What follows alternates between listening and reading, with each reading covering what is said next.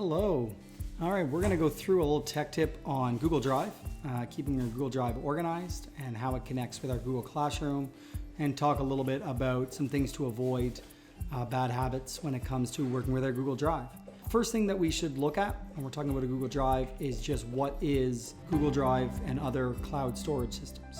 So in a computer, a laptop, a cell phone, you've got a traditional hard drive inside that device that you can store all kinds of files on, Word documents, images, PDFs, all that stuff. What Google Drive is it's called a cloud storage system, which just means that all the files are stored on a hard drive on one of Google's servers. And instead of opening up my computer to access those files, you go through Google's service, which is called Google Drive, and it allows us to access those. The real benefit to cloud storage is that it doesn't matter what device you're on. It doesn't matter if you're in a different classroom, on a different computer, if you're at home, if you're on your cell phone with the app, you can access all the same files because you're accessing them through the internet and they're stored on one of Google's servers instead of having all your files sitting on your work computer where you can't get them from home. So that's why we want to use Google Drive.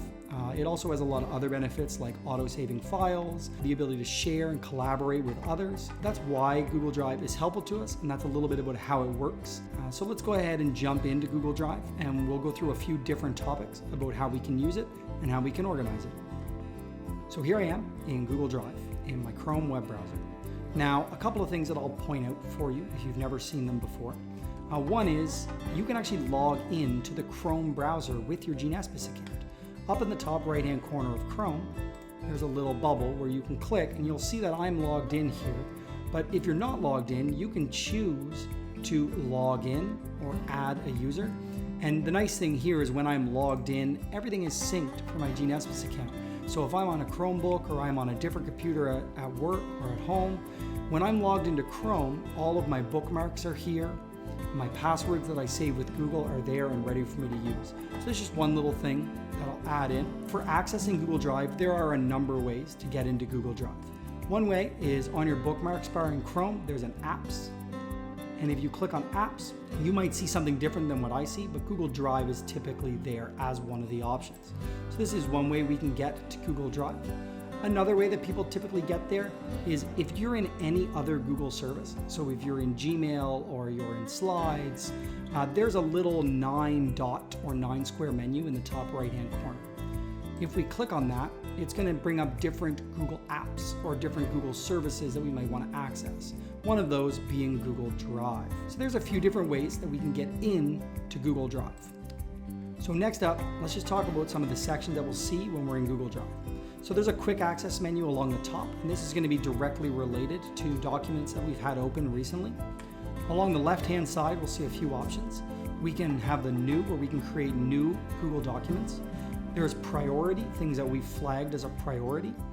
There's My Drive. This is your personal cloud storage that you can access and control. There are shared drives, which are drives that you can create and share with other people. And every file within those drives is shared for everybody to view and edit.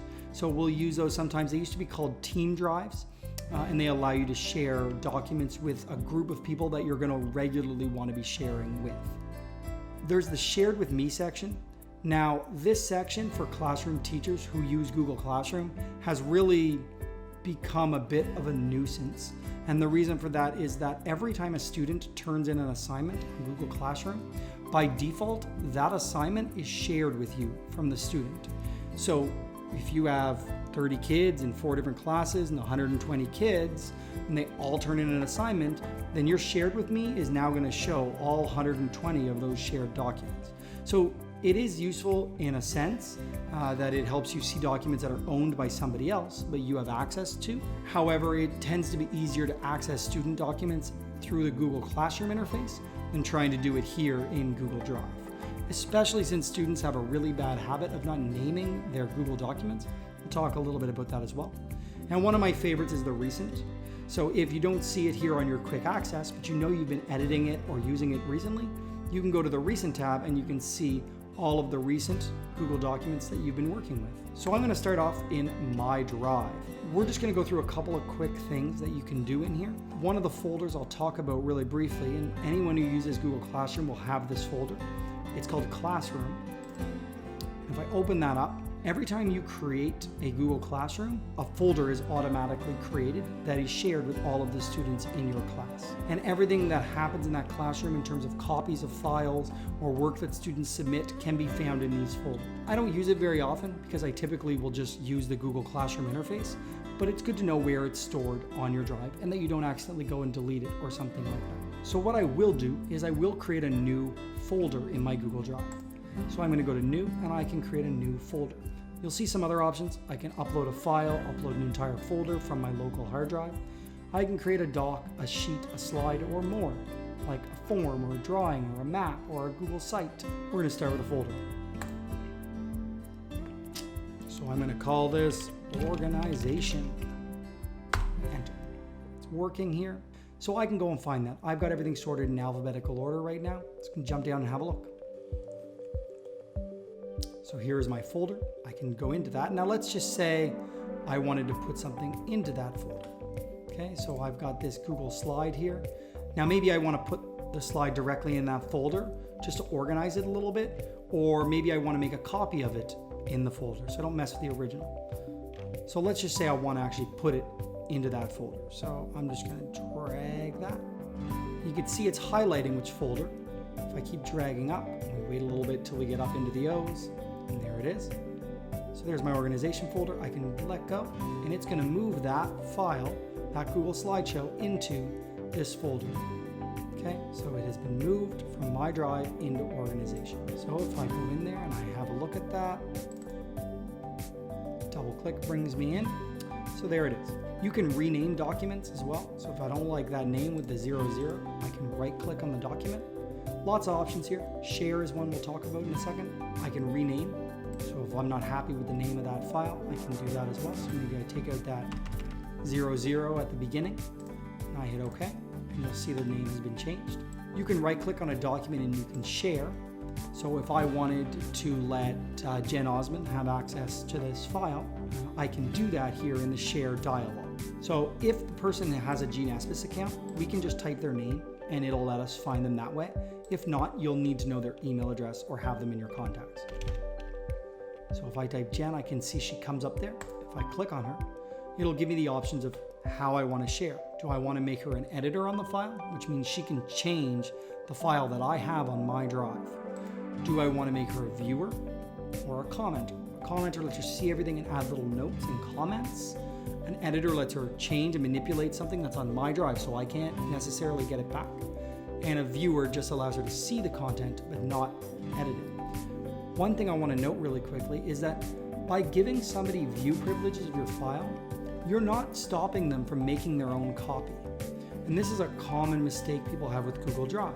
So Mike Smith comes to the school and he's going to teach film and video. And I want to give him some of my film and video resources. A common thing that people do is they will right click on their film and video folder in Google Drive and they'll share it with Mike and they'll make him an editor and they'll send that off.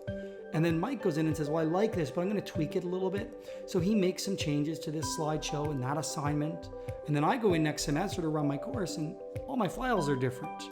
And I don't realize what's going on and I might get angry. I might ask Mike what happened to all my files. What I could have done instead is shared all my files with Mike as a viewer. And then on Mike's end, he can actually right click on those files and make his own copy on his own Google Drive. And then he can edit those without ever affecting the files that I shared with him to view. So just something to keep in mind when you start collaborating with other teachers is that a lot of times we don't actually want to be editing the same document. There's a few exceptions, such as our Chromebook sign-out sheet, which obviously is a single document that we can all see and we can all edit. For the most part, that works out really well. But for a lot of our teaching resources, we don't want our originals to potentially get messed up.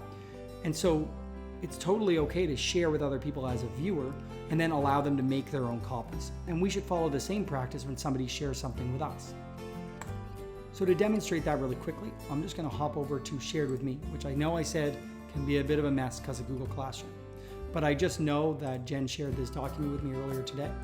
And you can see it's Jen Osmond who shared it, and I can see the name of the file. So one thing that we can do, if I right click on this, because this isn't my document, this document is stored on Jen's drive, not mine. So what I can do is I could add a shortcut on my drive, which just means that it'll show up in my list, but it's still stored on hers. Instead, I can choose make a copy. So I'm going to click on that. It's going to create a copy of the document, and it's going to tell me where it puts that copy. So created a copy and stored it in my drive.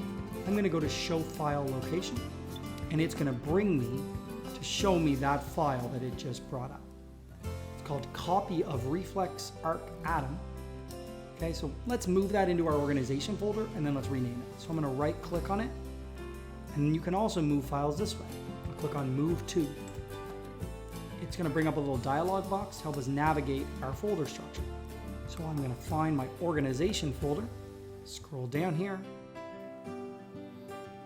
organization, and we're going to move here. Okay, so it's now been moved into that folder. So let's head back over to our organization folder.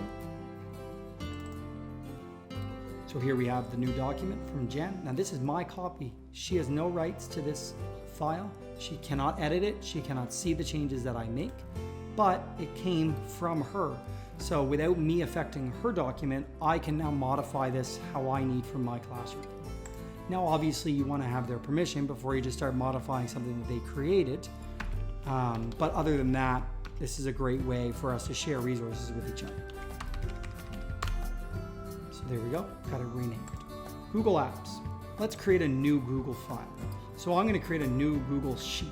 By doing this while I'm in my organization folder, it's going to automatically store it in this folder.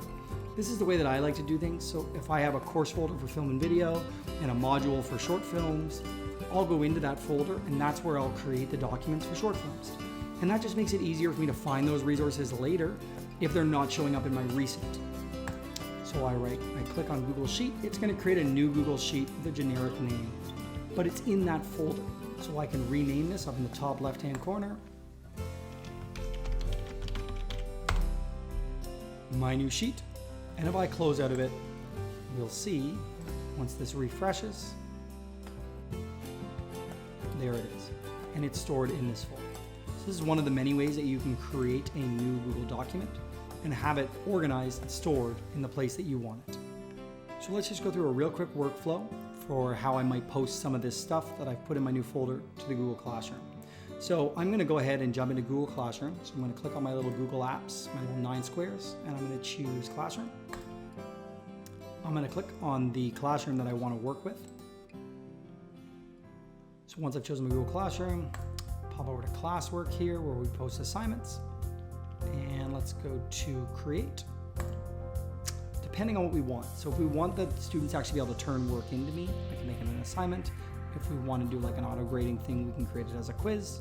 We can post a question where we have like multiple choice answers for them to put in. A material is something I use a lot where I want to post a bunch of links, information for them, but it's not actually an assignment that they need to turn in using Google Classroom. So it might be just materials that supplement a lesson, for example. But let's just say this one's going to be an assignment, which is kind of the classic that we're used to using. So you can see we can name our assignment. We can put in some instructions. So we put in our description. We can decide who it's going to. So if you have multiple sections of the same class, you can assign them all here. We can even assign it to specific students. So if you have students with adaptations who need a specific version of an assignment, or IBP students, you can do that here. You can decide how many points it's graded out of. If you don't put your grading in Classroom and you only do it in PowerTeacher, then this doesn't actually matter. You can set a due date for this assignment. You can set a topic. If you've created your classwork section with individual topics, you can choose them here or create a new one. Okay, and then we're going to add a few things. So we're going to add, and we're going to start from Google Drive. And we'll add in that Google Sheet, and we'll add in that Google Doc that we want the students. So obviously under recent, because I just had those open, you're going to see that they're the first 2 things on the list. So that's great. I can click on one, hold down Control key on my keyboard and click the other, and then I can click Add. And that's going to bring them in. Now if they weren't under recent, I could have clicked on My Drive and gone and found them. Next, I want to add a YouTube video. So I've got it open here. We're going to teach the students how to sing and give them a nice vocal warm-up. Paste it in, click search, and we'll see the video, select and add. Next, we'll add in a link. So add a link to a website. We will copy the link and paste the link. Control C for copy, Control V for paste. Add our link, and now we've got our assignment set up with the sheet, with the doc, the warm up, and the link. Now this sheet, the students are only able to view the file. Again, they can make their own copy. You could have them edit the original, which can be dangerous depending on what you're looking to do, or you can have a copy made for each student, which they would then turn in when they turn in the assignment. So for something like this, I might select that since I'm getting to fill that out, and then they each have their own copy to work with. I can either click assign to assign it right now, or click the down arrow and I can schedule it for a specific time, or I can save it as a draft and then come back to it later to finish it up. And that's it for organizing your Google Drive and going through some tips and tricks, some things to avoid, as well as a basic workflow that connects Google Drive to the Google Classroom.